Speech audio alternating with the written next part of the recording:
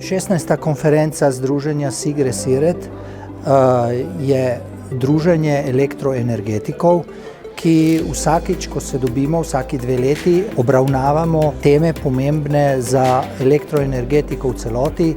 Vedno naslavljamo bodoči razvoj elektroenergetike, tako je seveda na tej konferenci v ospredju zelena transformacija, digitalizacija, dekarbonizacija elektroenergetike in seveda bodoči scenariji razvoja in kako Slovenijo obdržati na elektroenergetskem in energetskem zemljevidu sveta.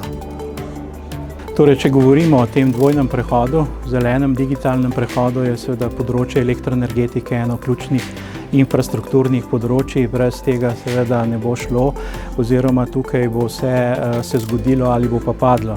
Gotovo poznamo že načrte v prihodnosti glede oskrbe z električno energijo, tja do leta 2050. Če drastično povečamo fotovoltaične elektrarne, to seveda pomeni, da bomo v nekem trenutku mogli zagotavljati velike hranilnike energije.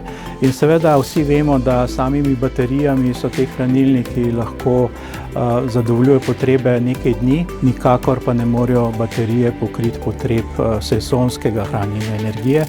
Se pravi, tukaj se kot neka trenutno najbolj realna opcija pojavljajo vodikove tehnologije. In tukaj vidim eno zelo pomembno priložnost, seveda Slovenija sodeluje pri teh vodikovih dolinah, severno-jadranski iniciativi. Zelo pomembno je tudi dogovarjanje z Japonsko. Dogovor je, da bi nadaljevali oziroma da bi začeli nov projekt skupaj z agencijo NEDO.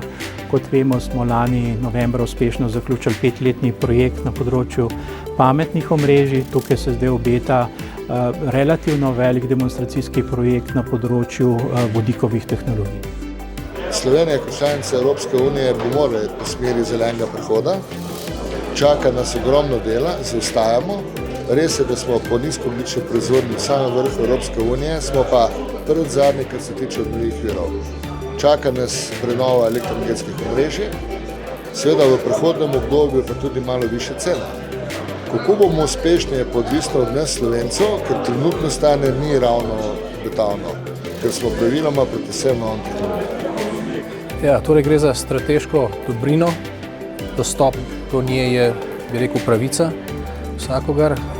V globalnem svetu pa je zelo pomembno, da država proizvede toliko te dobrine, da je samostojna, da ohrani svojo suverenost, kolikor je pač ima v globalni dobi. Za primer krize in podobnih situacij. Po drugi strani pa moramo državotvorno tudi ravnati s to dobrino. To pomeni na eni strani, da mora glede tega veljati svobodna gospodarska pobuda, ki je vzpodbuda za to, da se dobrina čim bolj razvija, inovativno širi, da je čim več. Po drugi strani pa glede te dobrine velja tudi socialna funkcija, torej kako jo bomo delili, tako da je dostopna na čim bolj enakopraven socialen način.